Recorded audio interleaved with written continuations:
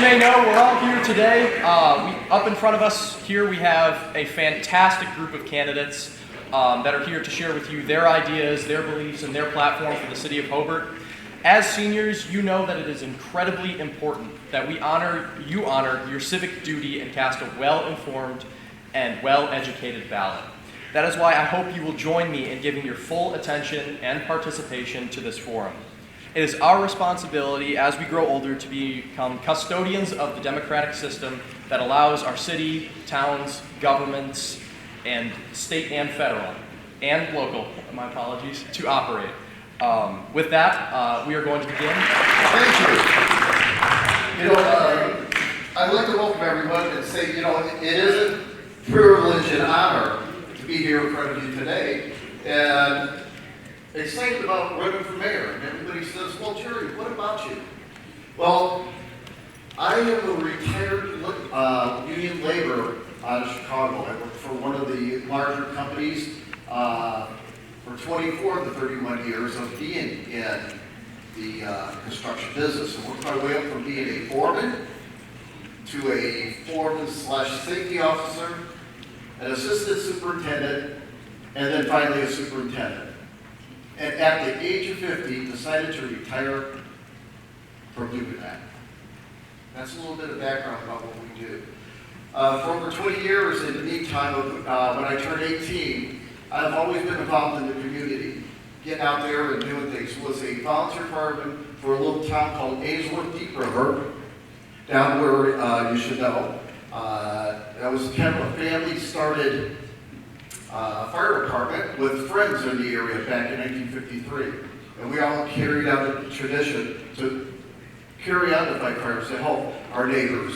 And went on to be the first one to take an EMT course to make it and become an EMT to help assist the paramedics at that time. As growing up and all that, been involved in the Hobart JCs.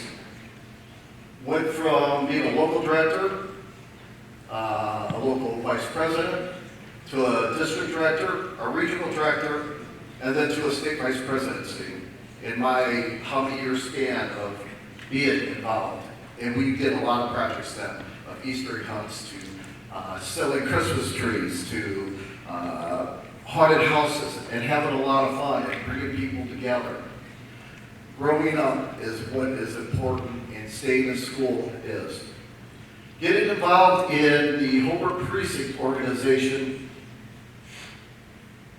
over 20-some years now of running a precinct so that you can come cast your vote for a candidate that you like to have represent your city. And getting to see all the friends and families grow up, new ones starting to come out and vote as yourselves. And I hope that each and every one of you come out and cast your ballot, because on May 4th it's very important. Went on to run for Hobart City Council for the 1st District. Finally, after my 3rd attempt, won it and sat 12 years on the City Council. During that time, we also have a lot of other things to do. Other boards we sit on, like the Park Board, Ordinance, work relations, work conditions, master plan for the city, so that we can develop a plan of how we are going to go forward. On that, also 11 years spent representing the city of Hobart on the Lake County Waste Management District, where then I served as a chairman for a year and then a vice chairman another year, and had the opportunity to go down to Long Beach, California, represent the city of Hobart for the Swan Award that we received for that paint recycling program. That when I came on the council, we worked as a council together to get that going. And that is one of the most exciting things that we do. It was talked about all over the place, and still is to this day. And not being on the council right now, still keep in contact with the board. They email me every month to let me know what's going on, and that being part of what they are doing so that I can keep informed with them and keep in touch with the city. I see, real quick, let's hit about some of the things I like to see. See, we have aging and failing infrastructures. Every time we turn around, we see roads that being destroyed. And a lot of times, we need to fix those. I know it's pothole season.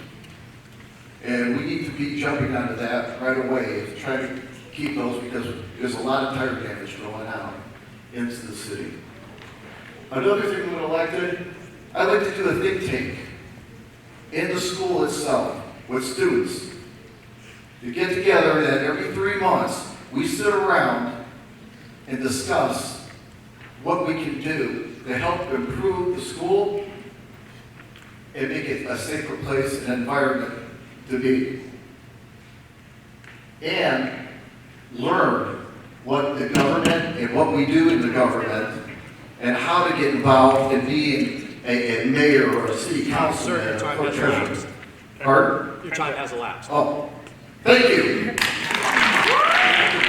Thank you to Jay with the Chamber, the Key Club, the high school, the school administration, and all of you guys that are coming out here and listening to guys like me talk. I wanted to start by giving you guys a little story as opposed to telling you guys all about me. I was one of the last graduating class from Hobart, the old high school.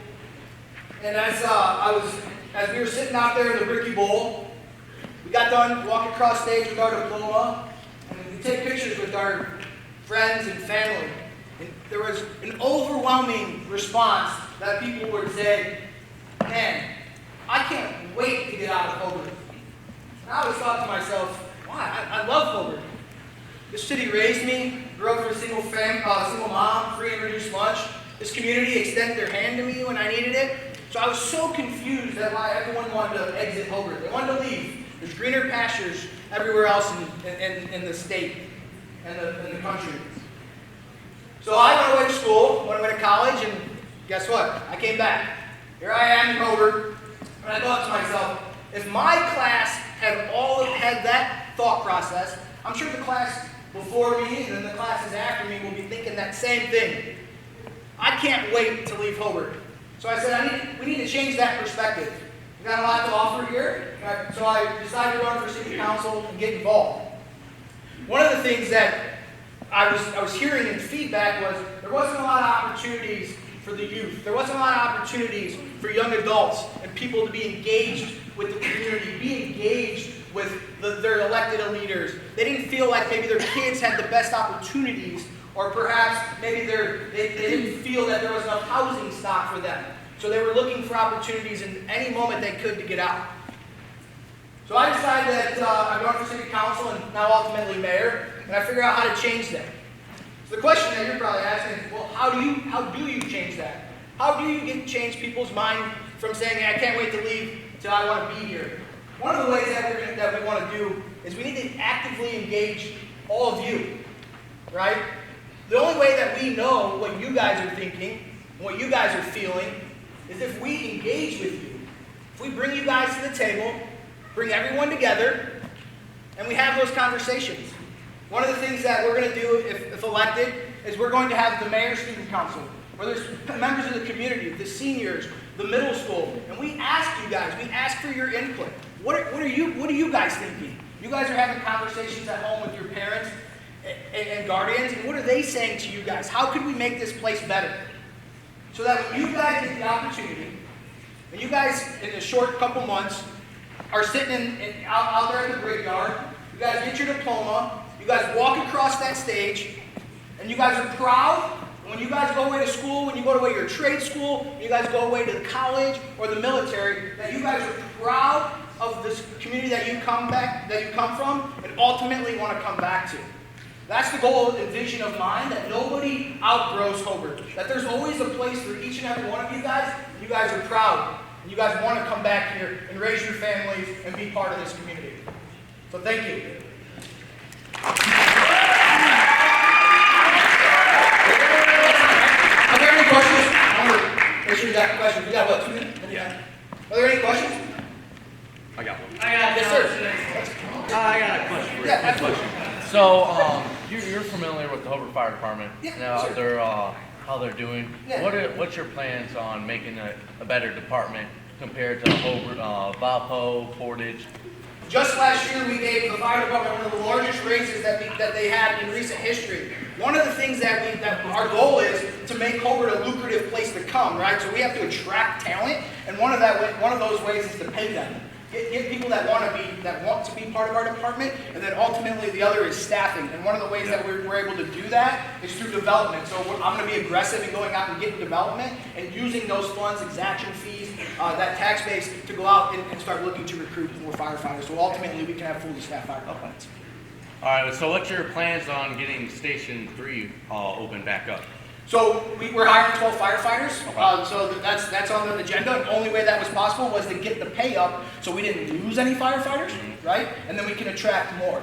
The problem is with the fire department, right, with the fire service, is back in the day, people wanted to be firefighters. They'd go hang out with their... Candidate, your time has elapsed, unfortunately. Thank you guys, I appreciate it. Thank you. Good morning, everyone.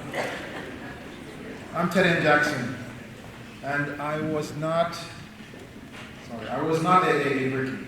I think I am one now, honorary rookie.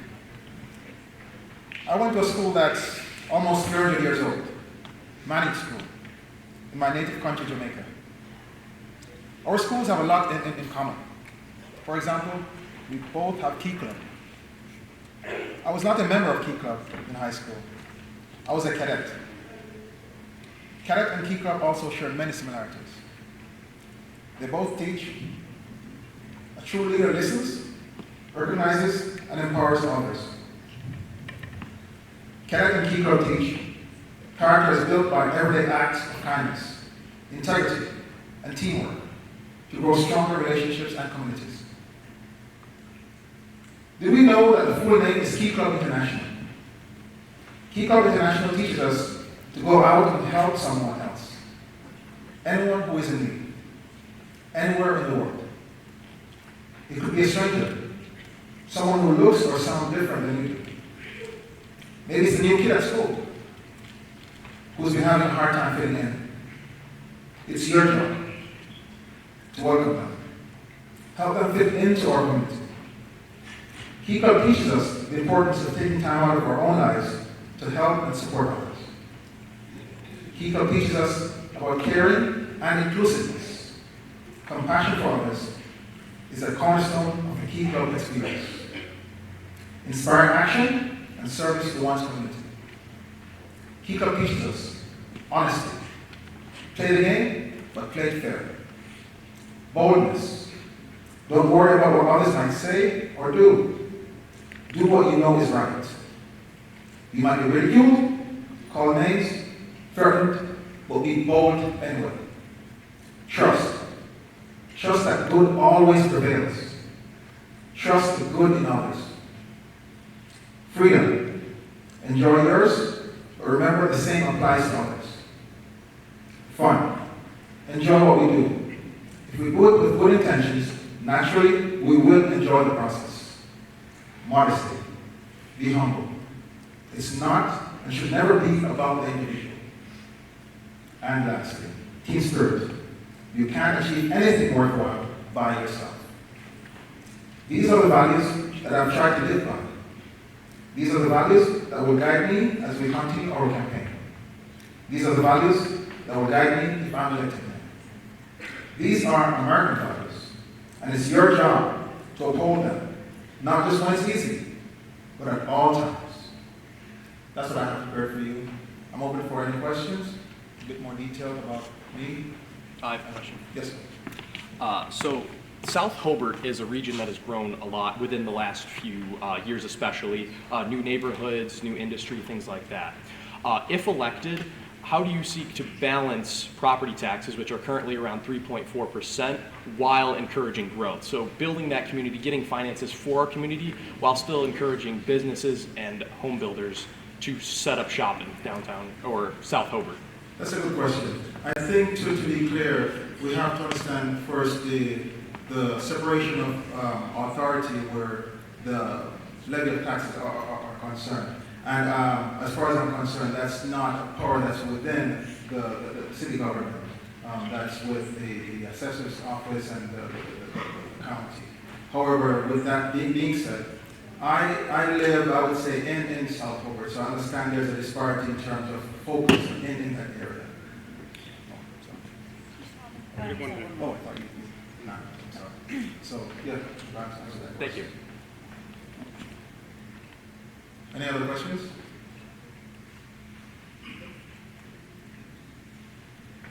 At the time, I will read from one of my platform pillars. Of the 5, I'll just pick number 5. And it's merit above familiarity.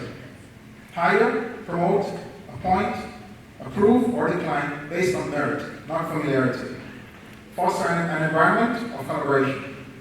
Build and maintain mature relationships free of political motives, or with preference or indifference to any particular groups or fields. The interests and benefits of all residents of Hobart shall be the primary focus. Any questions? Finish the time up? I'll read another of my platform pillars. Thank you. I am Deb Longer. I am the current clerk treasurer for the city of Hobart, and I have been the clerk treasurer for 20 years.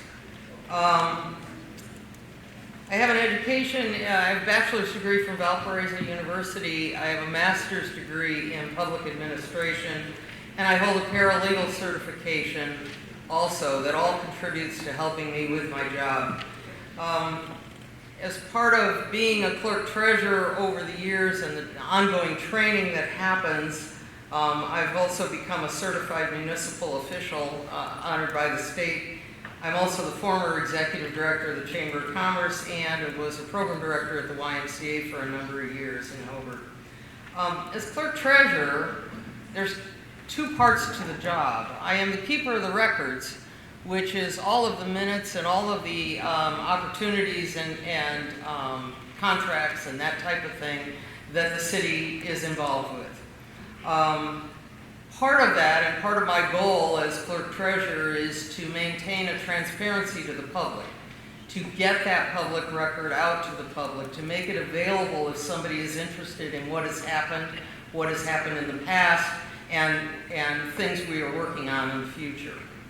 Secondly, I'm the Chief Financial Officer for the City of Hobart. And while I don't have a vote on the council, fiscal responsibility is paramount in my job. I provide the checks and balances between the mayor's office, the council, and making sure that the budget fits with what they're trying to do. As part of that, we have to maintain compliance with the state, federal, local laws. So I layer that into all that I do every day. I become a resource to the mayor, a resource to the council, and to the public to try to explain what is happening and how it is happening. In the goals in the future and ongoing goals have been increased technology and improved technology to meet the needs of the city. We didn't close down when COVID happened, much like the schools didn't close down when COVID happened. We have to still provide a service, and we were able to do that. It was something we had never dealt with in the past, but we never closed. Also in the future is meeting the challenges of increased costs of infrastructure, retaining and enticing a workforce, much like Mr. Huddlestun talked about in the fire department, updating capital such as equipment to make sure that the police have cars that are running and we have a plan in place to replace those cars as needed. Planning for the future that's stable, that's positive, and hopefully progressive. Part of my job is also to look for grants for a variety of things, whether it be public works or clean infrastructure projects or police department, helping them and facilitating them in getting those grants and taking them out. I also have to make sure once a grant is given, especially if it's federal and state, that we follow the compliance of those grants, which is a very long process. Sometimes it can take years to close out a grant. So in the future, we continue to look for opportunities. We continue to imagine the possibilities and look at it and say, what can we do better? How can we do more with less? And what more can we do? We need your input. We need your active involvement in government. We're here to help you. We're here to answer questions. And I would appreciate your support for another 4 years in this office.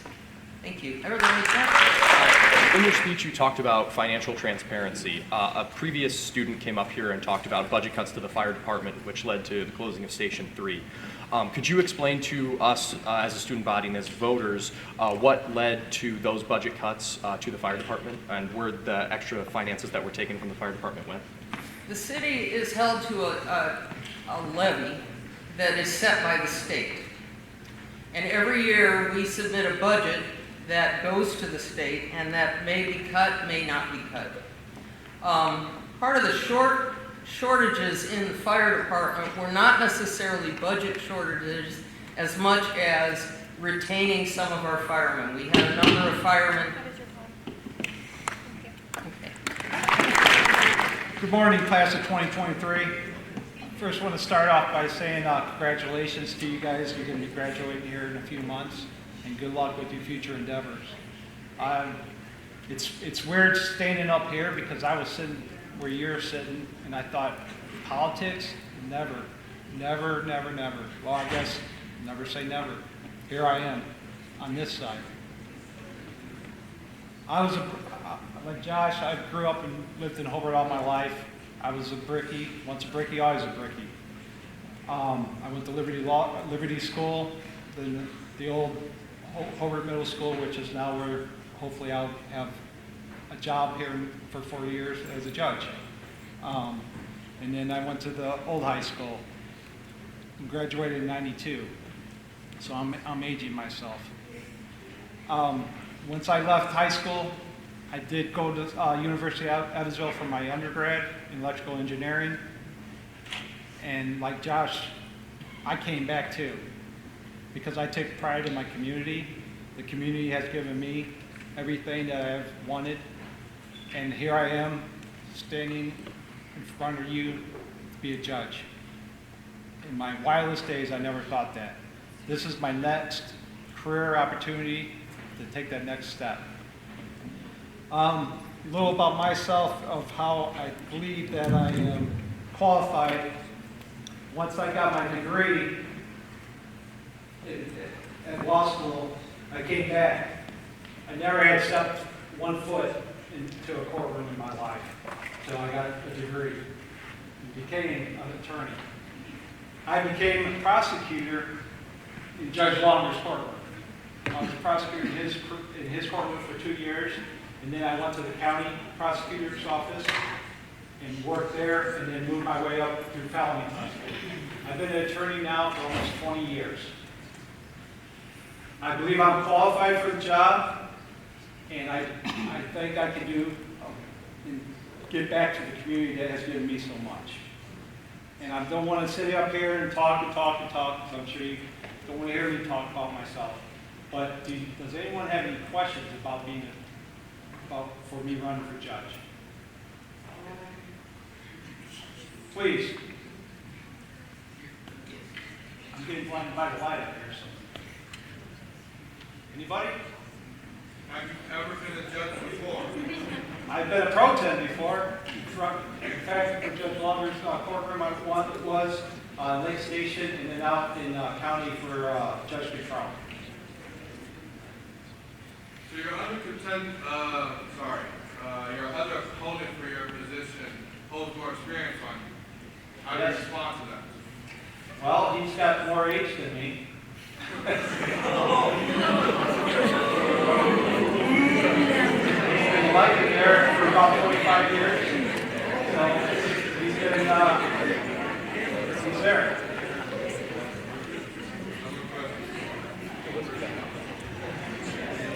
Any other questions? Anybody? If I could ask a question. Please. What roles does city judge exactly entail? What kind of cases do you handle as city judge? Great question. For being a city judge, you're going to handle mostly traffic cases and misdemeanor work. Misdemeanors are anything that's can be more than a year put in jail. If it's over a year, it's a felony. And then also you'll be doing evictions, landlord-tenant issues as a Hobart City judge. Any other questions? Well, thank you for your time. And also, real quick, please do it your civic duty. Please vote. It's very important. Thank you. Thank you to the Key Club and the Hobart Chamber of Commerce for giving the candidates an opportunity to address you today. My name is William Longer. I'm the current judge of the Hobart City Court. I attended college and law school at Valpo. In 1978, my wife and I decided we chose Hobart as the city where we wanted to live and raise a family. I was not a brickie, but my daughter was. I opened a law office in Hobart in the early 80s. I was assistant city attorney for a while, served as a deputy prosecutor in Hobart and Lake Station City Courts for about 10 years. And in 1992, I became judge of the Hobart City Court and have served in that capacity since.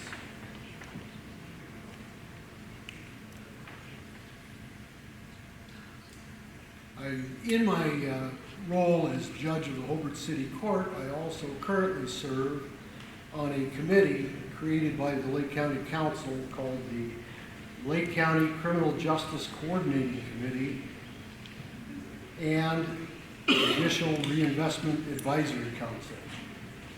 And I have to write that down to remember the name. That committee has existed for a number of years and was formerly known as the Lake County Jail Oversight Committee. I currently serve as chair of that committee. Over the last 4 years, a lot has happened in Hobart City Court.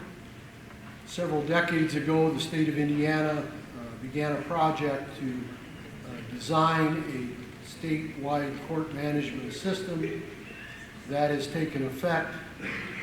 And 4 years ago this month, Hobart City Court was the first city court in Lake County to join the Odyssey court management system. We've implemented digital recording of court proceedings, online payment of amounts due with credit cards.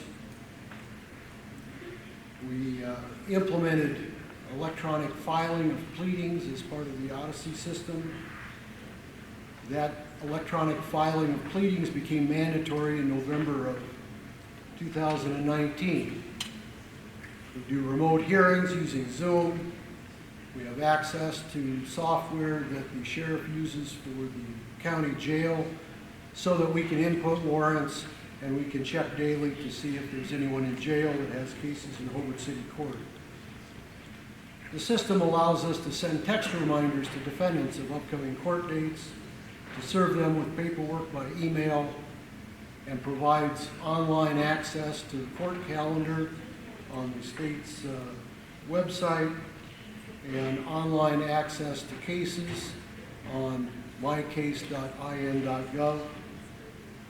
In November of this year, Hobart City Court became 99% paperless.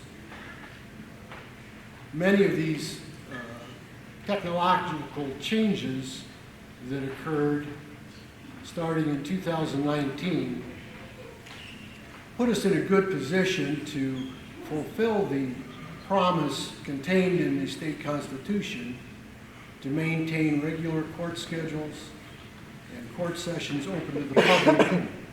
We were able to do that throughout the pandemic.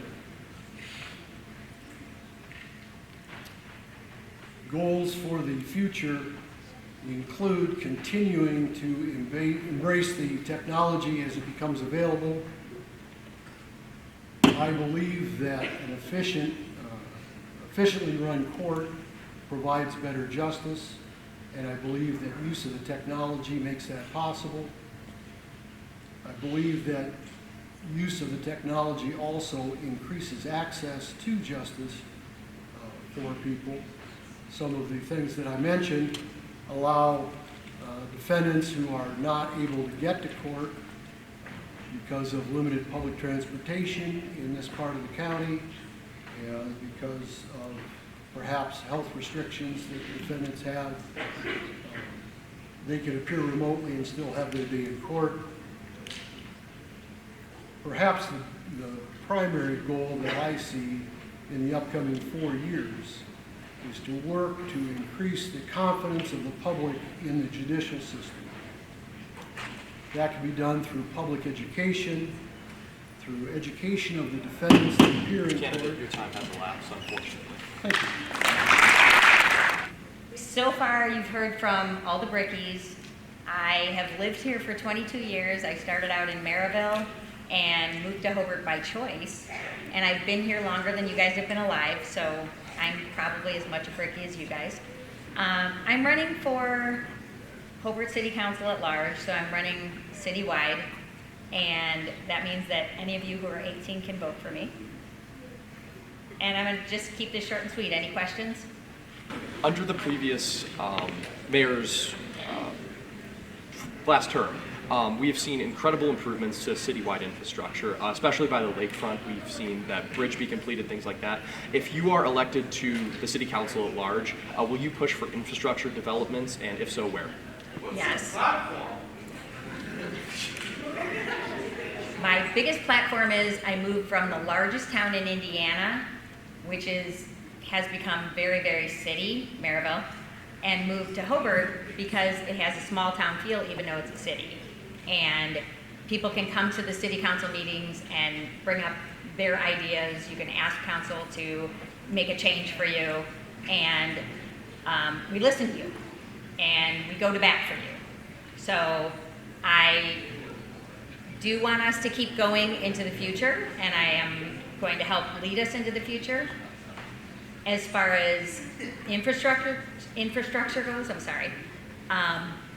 Yes, I do want to keep it going. I love what's going on at the lakefront, and I want to keep going so that we are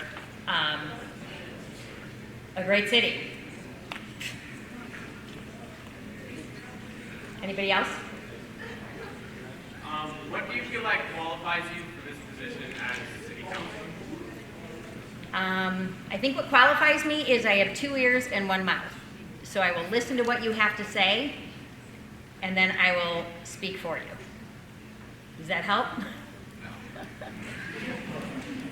I came from a big family, and I grew up with brothers who I either had to make my point to them to make them do what I wanted them to do, or I had to fight them. And I'm not very tall. I don't make a good fighter, so I'll speak my mind. Anyone else? Oh. You say like developing our infrastructure. Can you elaborate on that a little more?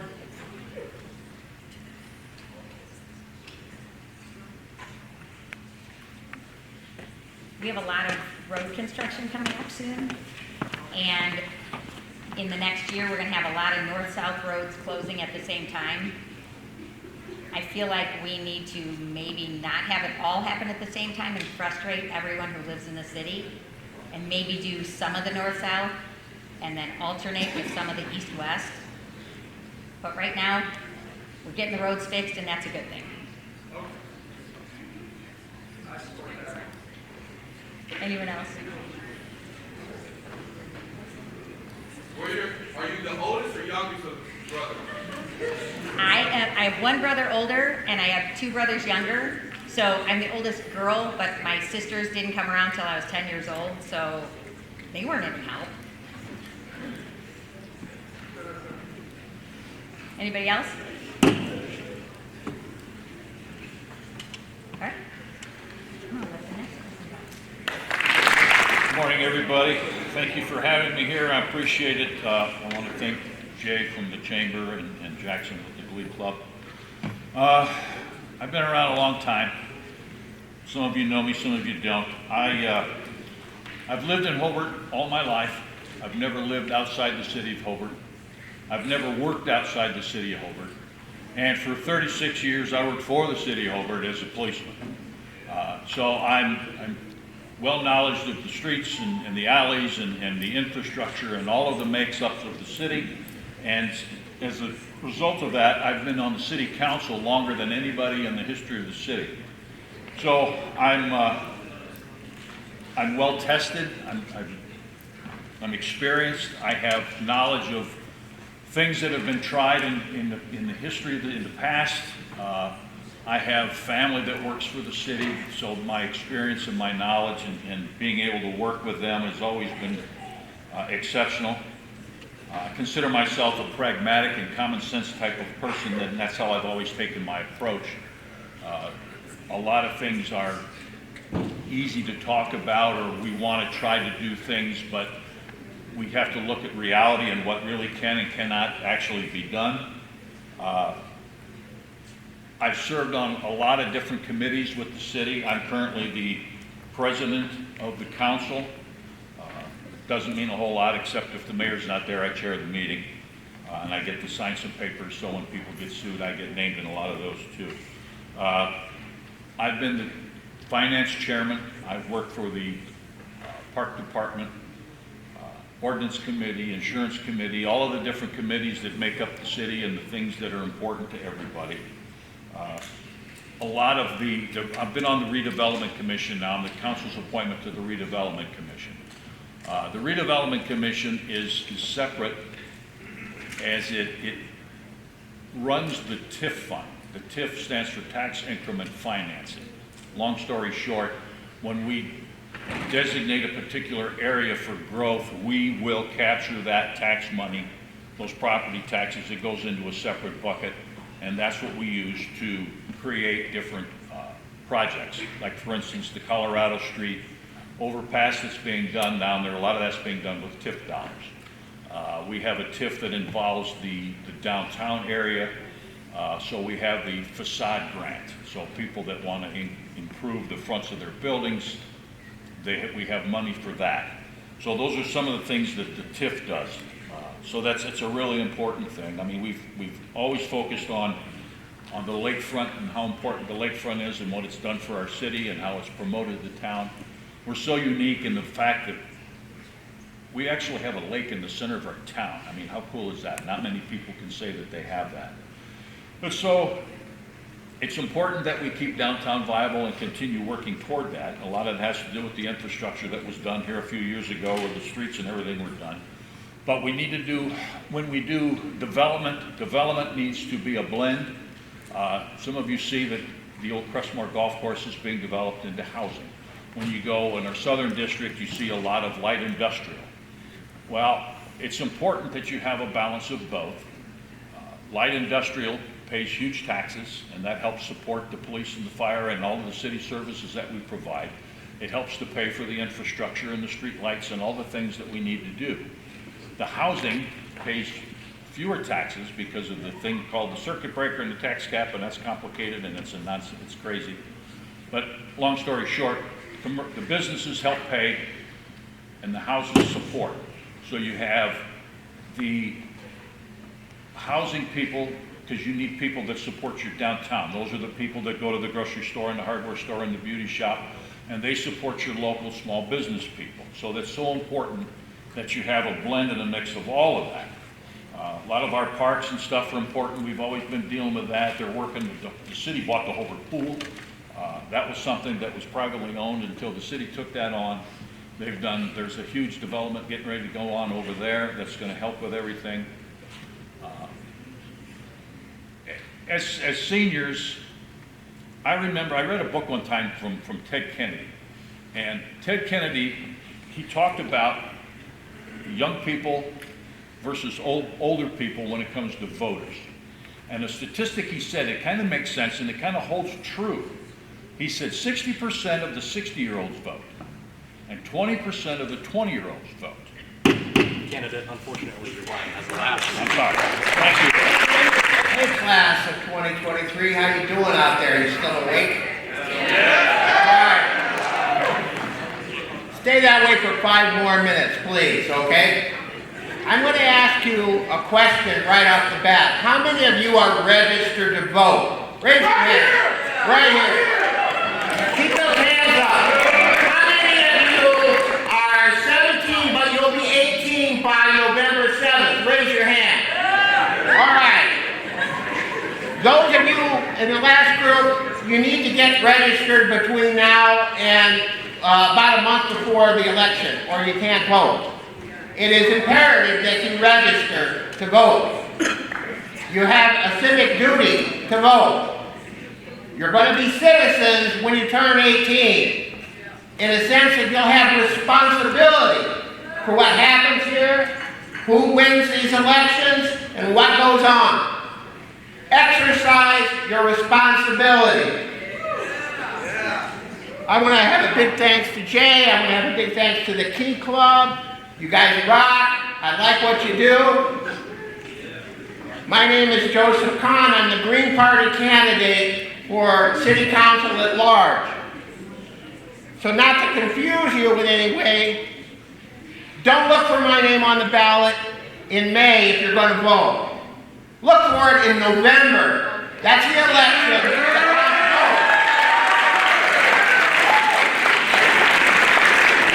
Under Indiana law, the primary elections are for Democrats and Republicans. I can't participate, but I will be there on the ballot in November, and I intend to win.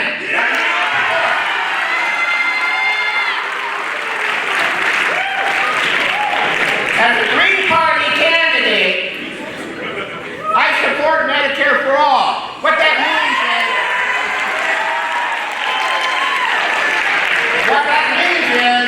you're never going to have to worry about paying for health care for the rest of your life. I've asked the City Council to pass a resolution in support of Medicare for all. So we can take it to our congressman and say, hey, look, the city of Hobart supports Medicare for all. Do you?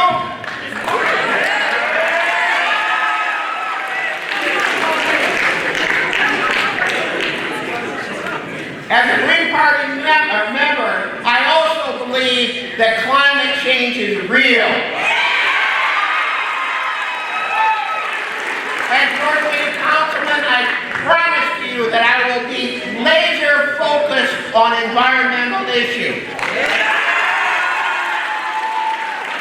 I believe our city government has a responsibility to prepare our community for the effects of climate change and to try and mitigate those effects as much as possible.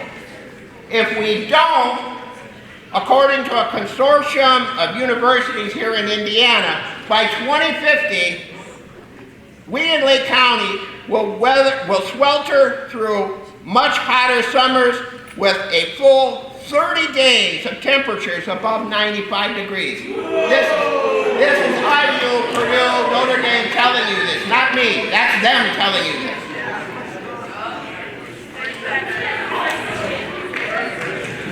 If we don't do anything, the average hottest day will be 105 degrees, not 95 degrees as it is now. Indiana will see a 16% increase in spring rainfall, which means more flooding. In about 30 years, according to them, if we do nothing, we will have the climate here in Lake County of West Texas. I'm pretty sure that I'll be gone by then, but most of you won't. Do you want that? My name is Joseph Conn. I am the Green Party candidate. I have to say this because 2 years ago my brother passed away. My brother was a brickie, I was a brickie. I played football for Don Howell. I love the man. He was like a second father to me. So was Tom Kerr. Bill Cope just passed away a little while ago. He was my coach too. My brother's name is on the wall. Unfortunately, your time has elapsed.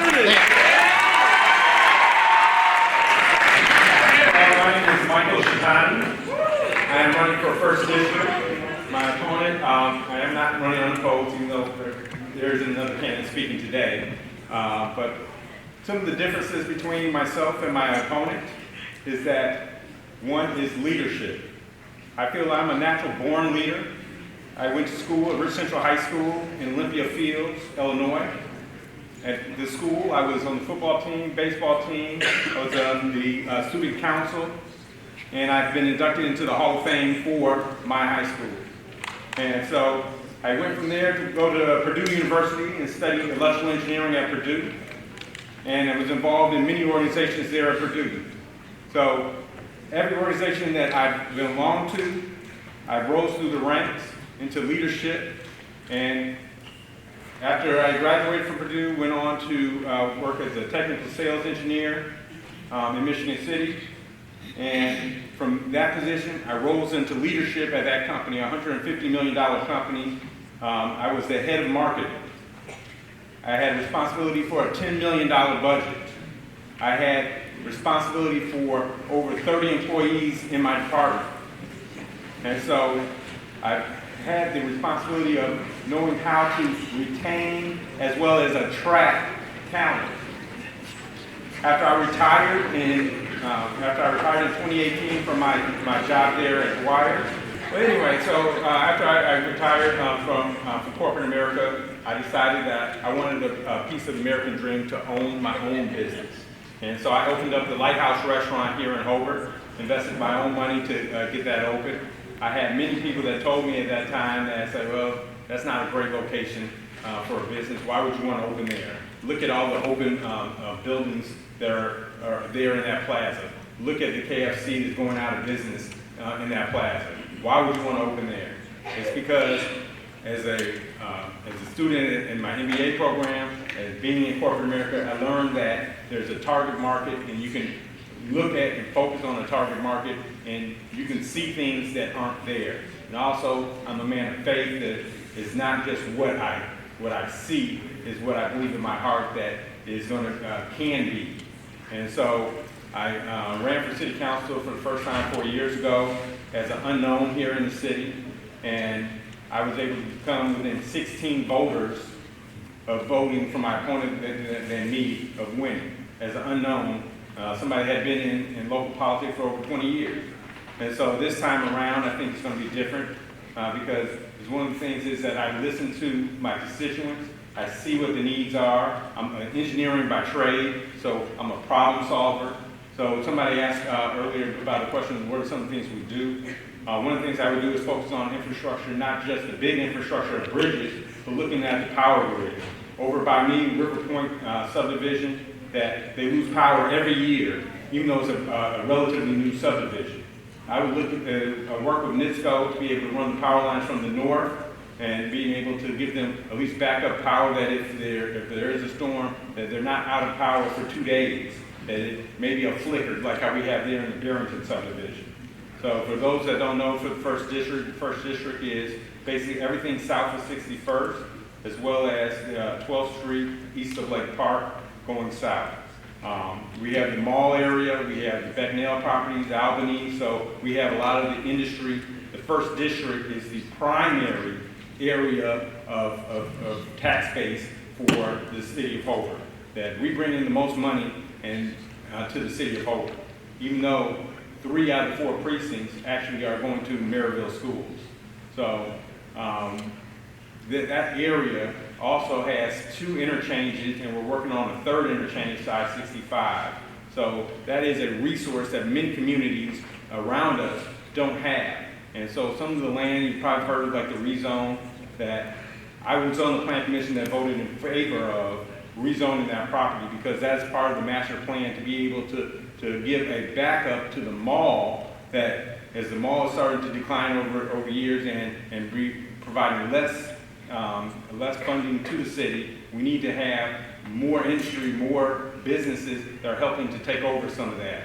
And that land that's not being farmed the same as it used to be, now with corporate farming, that is actually a valuable part of the city that we can use for Unfortunately, your time has elapsed. Thank you very much. Good morning. How are y'all feeling tonight? Today? Feeling good? All right. Well, I'm feeling blessed because I'm up here with these talented candidates. Give them a round of applause.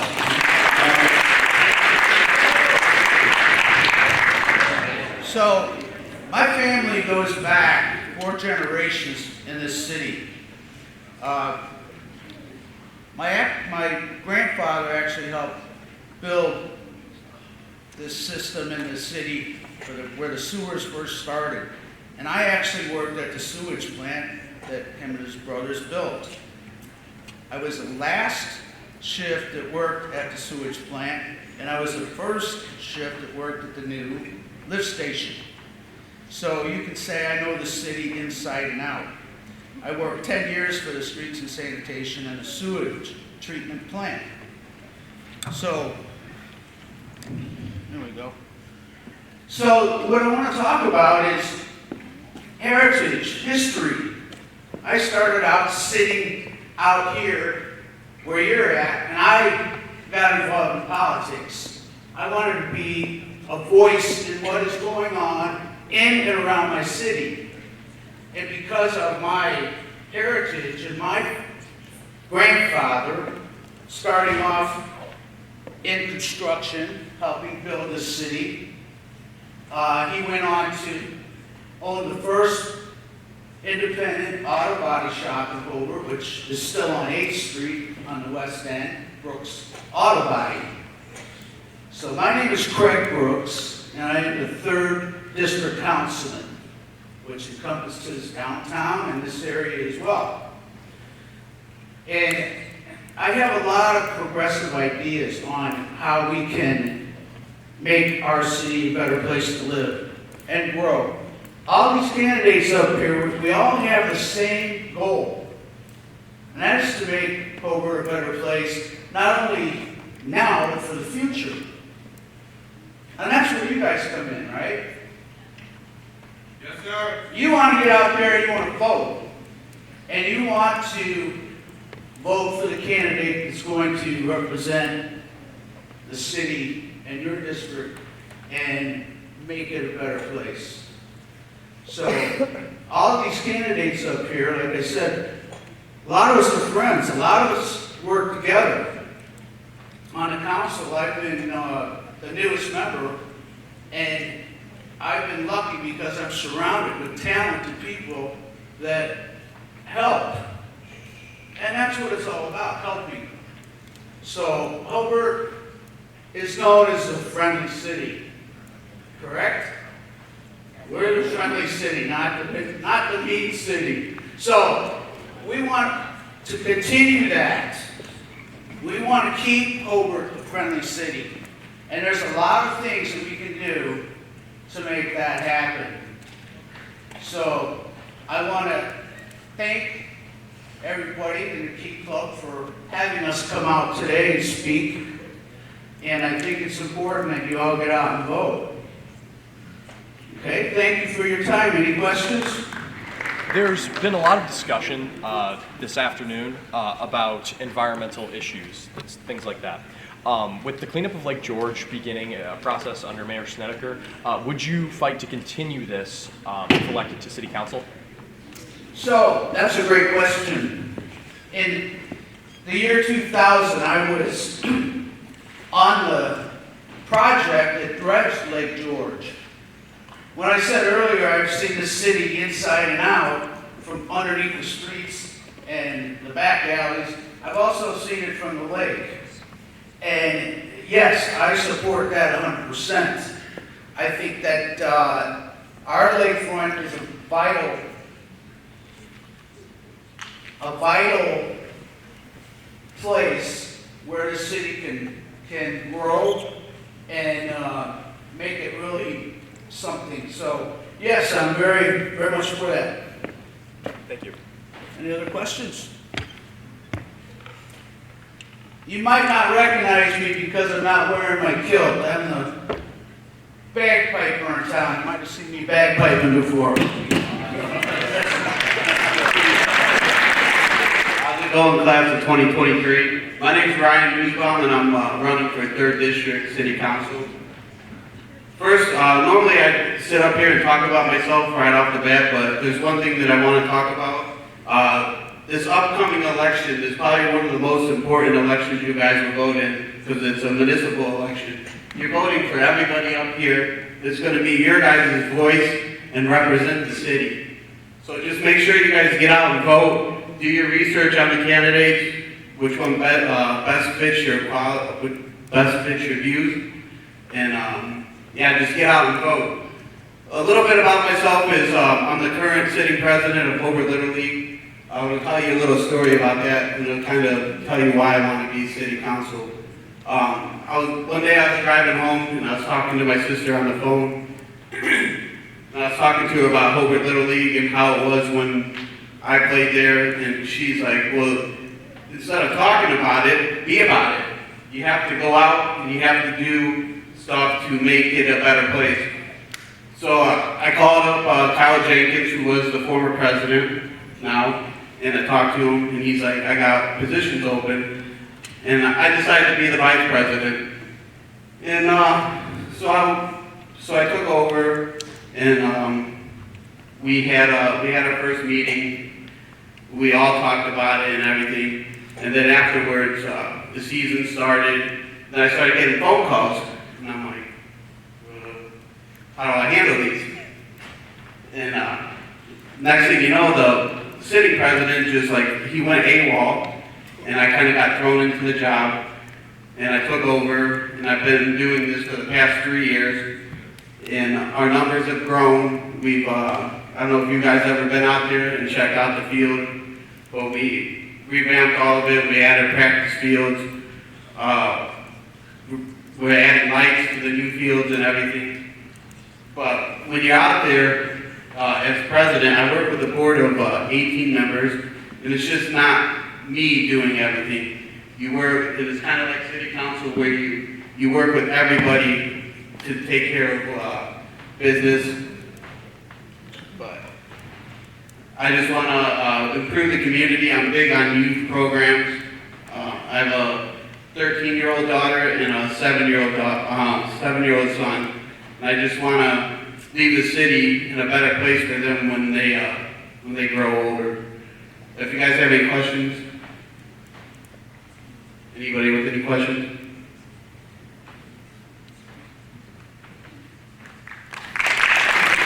How you guys doing?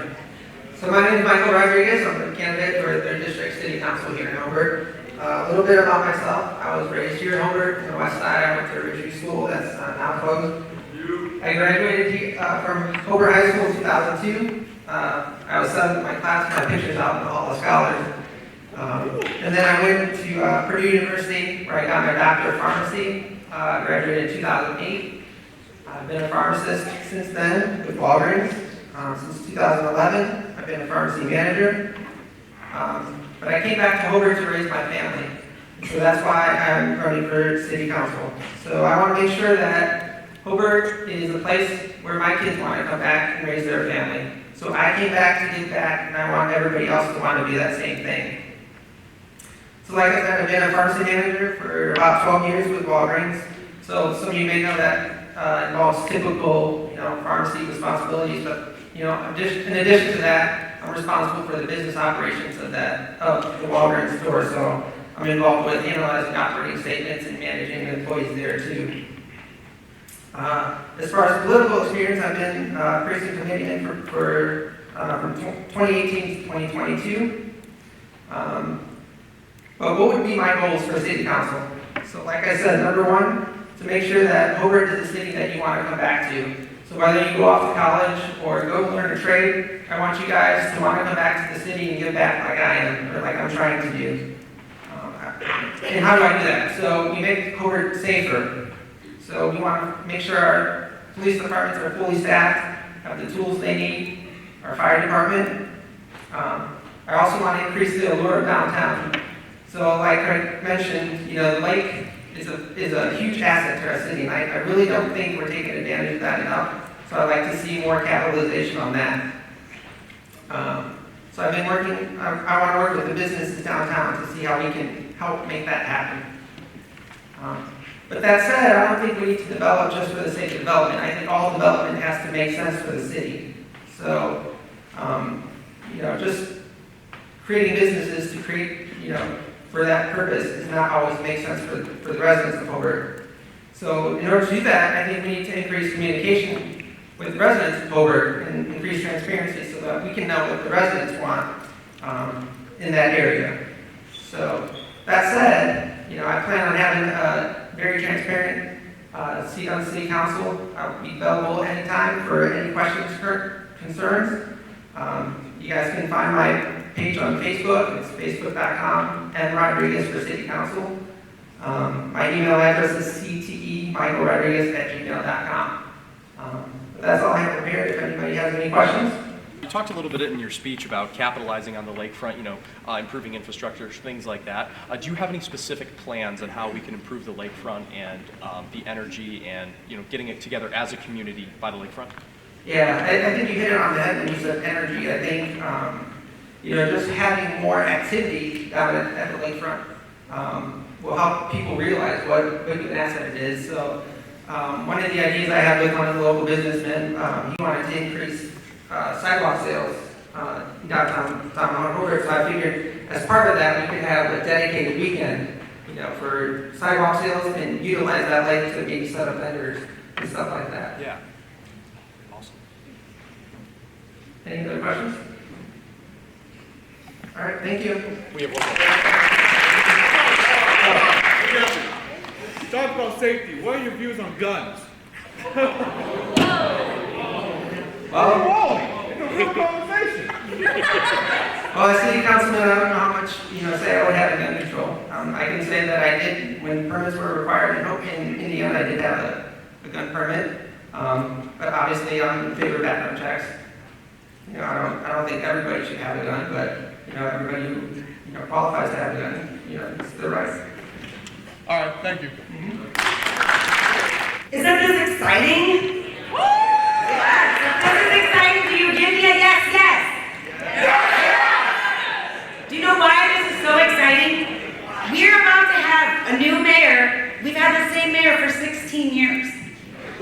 So most of you have probably only known Mayor Brian Snedeker, who's done an excellent job, but you have the opportunity to say who you want to be the next mayor for change.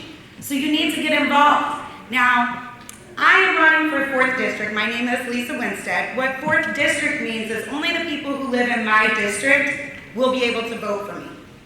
My district is over by Marco's Pizza, the Crestwood subdivision. I live on West 3rd Street, over to 61st Avenue, the new Eagle Creek. But as part of the city council, we make decisions for the whole city. I am a lifelong resident of Hobart. I've lived here my whole life. I've raised my 4 kids here. My baby is a senior here at Hobart High School, Eddie Cavazos. I don't know if any of you know him, but I've raised my 4 children here in Hobart. I've sat on many, many boards, such as the Hobart YMCA, the Hobart Pop Warner, the Hobart JCs, Hobart Toastmasters, the Economic Development Committee. So I feel like I have a lot to offer. In my district, in the 4th District, my councilman currently is Dave Van Zandt, and he has been there for 16 years as well. And he decided it was time to retire his political career, and he said, why don't you go for it, and I'll endorse you. I am not a lifelong politician. I am a lifelong Hobart resident, but this is my first time ever running for an office.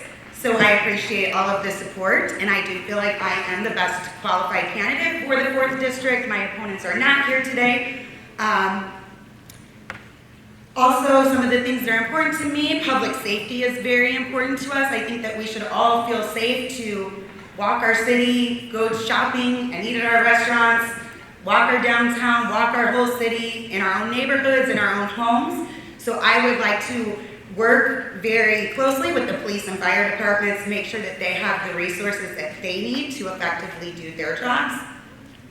I'm also very passionate about economic development. I worked at the Hobart Chamber of Commerce, and I want to thank the Hobart Chamber for doing this today. I worked there for 15 years, and I had an opportunity to meet many business owners, many of the community leaders, work with the schools, and I think that economic development is very important to our city, responsible economic development, and we do want to bring in new businesses and encourage that.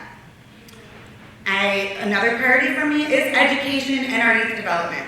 Let's face it, you guys are our future. We want to be able to provide you with the best possible opportunities to make sure that you guys succeed. I've coached many youth sports. I was a Hobart Pop Warner cheerleading coach, football coach. I've done Hobart youth basketball. I've worked with a lot of kids. I probably maybe have coached some of you in this room. My oldest daughter's 28, so from 18 to 28, but I've been very involved with the youth. It's very important to me. And finally, I'm a listener and I'm a collaborator. I'm a team player. I look forward to working with many of these people up here. It's not all about me, it's about a team. And I'm excited and hope to be a part of that team that gets to make these decisions. And I listen to the people. I want to know what your concerns are, what's important to you, what is your vision, so that I can come back and I can represent the people, the constituents, and bring it back and make the right decisions and good choices for our city. I'm ready and willing to serve, and I will work tirelessly to bring all of you your concerns and do the best that I can for not just the 4th District, but for the whole city of Hobart. And I look forward to any support that you are able to give. I do want to just reiterate what they said. This is an exciting opportunity. You guys need to educate yourself and get involved and vote. And that is all that I have. Again, my name is Lisa Winstead. I'm running for Hobart City Councilwoman. We need a woman on the council, right, ladies? We need a woman. These are exciting changes. We're going to have a new mayor. Let's get a woman on the council, somebody that cares about our city. And I would respectfully and humbly ask for any support that you could give me in the 4th District. Candidate, your time has elapsed. Good morning. My name is Perryman. People on the west side would call me Bill. The west side is over there from Mississippi Street all the way over where Ridgeview Elementary School, going all the way to Strags and going northward on 37th Avenue. Over in our district, the big problem over there is Ridge Road. If I'm elected, I'm trying to help out with our new mayor and the cities to the south, to the north, and get that road redone. About me, I'm not from Hobart. I grew up in Lake Station. I graduated in '92. I retired from the military in 2012. Became a union steelworker in Burns Harbor, and I've been an assistant graver with them. So that's just trying to do my civil duties here. My kids went to school here. People that went to Ridgeview, they probably knew my wife. She worked at the school system with them. If you have any questions? What is your opinions on your opponent? Or opponent, sorry. Chris is a good guy. He's done what he can with the district, and I'm just taking stuff in a different way, trying to see if we can improve it. There's so many, over on the west side, there's so much businesses that went out, and trying to bring more businesses back in, like the Old Country Lounge. There's nothing been done with it. The Diner's Choice now, there's nothing's being done with it. We're just losing more stuff, and more areas over there is getting more garbage everywhere, and it's just been piling up. We just need to try to get this area cleaned up and not being left behind with everybody else around the other part of the town. Because it seems like the west side's always been kicked to the curb for some reason, and I'm just trying to help out, trying to step up and get this side recognized again. So how will you work with the other districts to improve the west side? We'll be mostly working probably with the councilmen at large, the mayors, and of course with the clerk. trying to see if we get funds and get grants and get stuff improved over there. Because right now, Ridge Road is not our responsibility to take care of. It's Lake Stations and New Chicago's part that we're having all the potholes and road stuff being done. So that's not our responsibility as a city to take care of, but we need to help out with the joining communities to try to get those infrastructures done and get it back to, so nobody's getting car damages or broken backs or whatever else driving down that road, because it's a mess.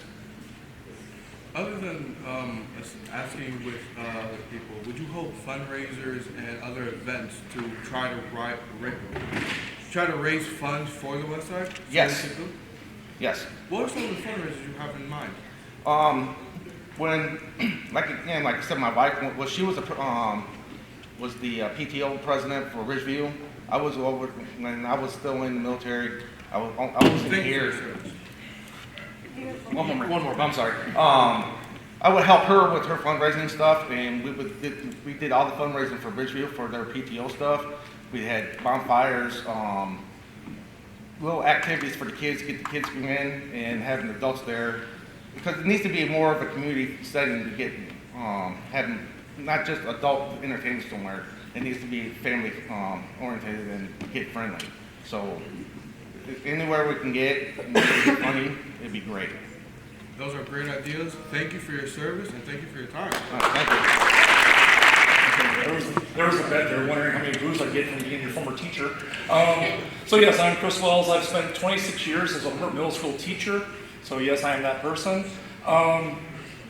4 years ago, I got tired of watching our district, District 5, which is again the west side of Hobart, being ignored.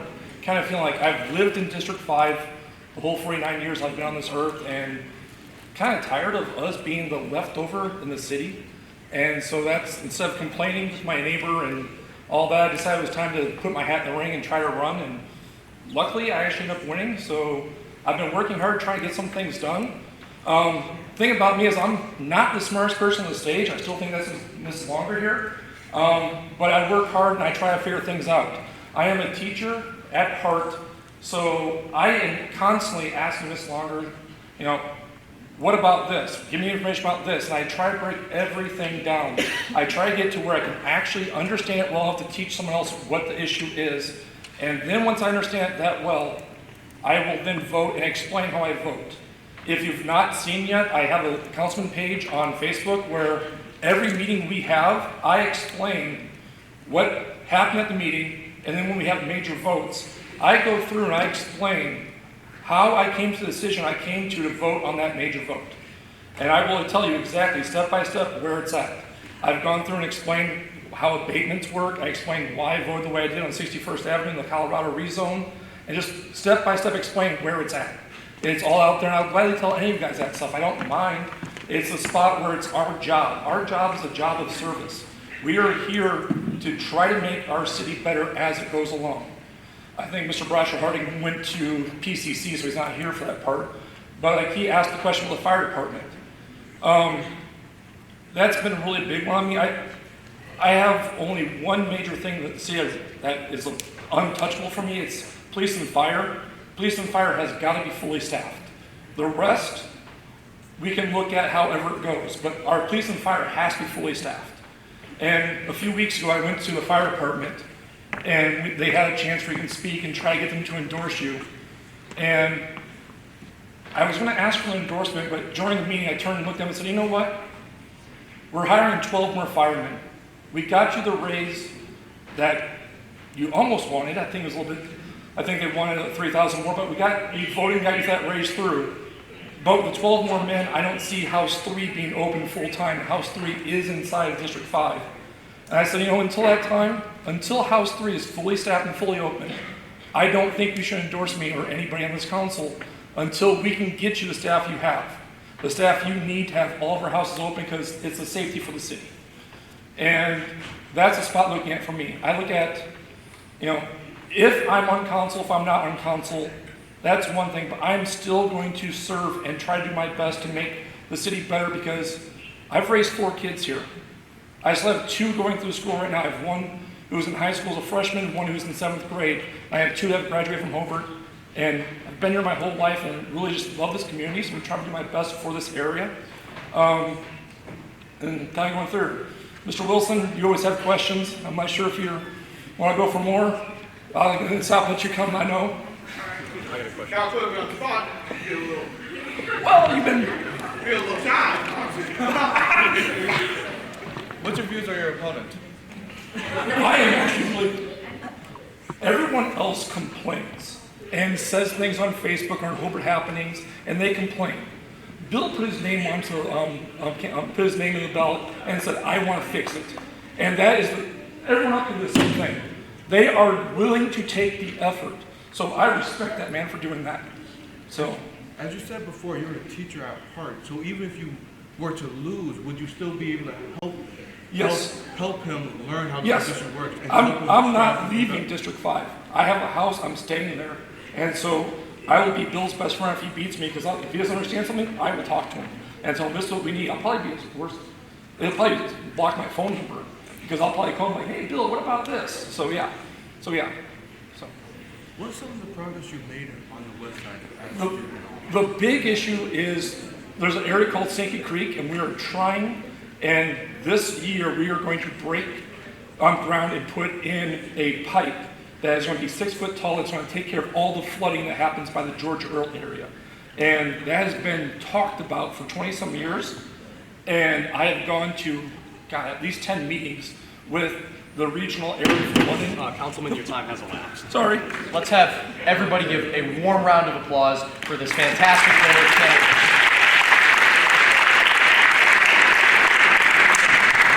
Not only is voting an important civic duty once you become an adult here in the United States, but we as youth like to talk about the issues we see around us. We like to petition. We like to discuss. But if you want your voice heard, voting is the most important way to do such things. It is important that each and every one of us become a custodian of our democratic system so that our voices may be heard and our voices, issues, ideas may be seen at a citywide level, at a state level, and at a federal level. And the first step in having your voice heard is registering to vote. A previous councilman or candidate for council stated that you have to register to vote by, I think it was, I'm not sure on the date, you can look it up. But I want each and every one of you who is going to be of age by election to at least get out and register to vote. Register to vote. Give yourself the option to have your voice heard.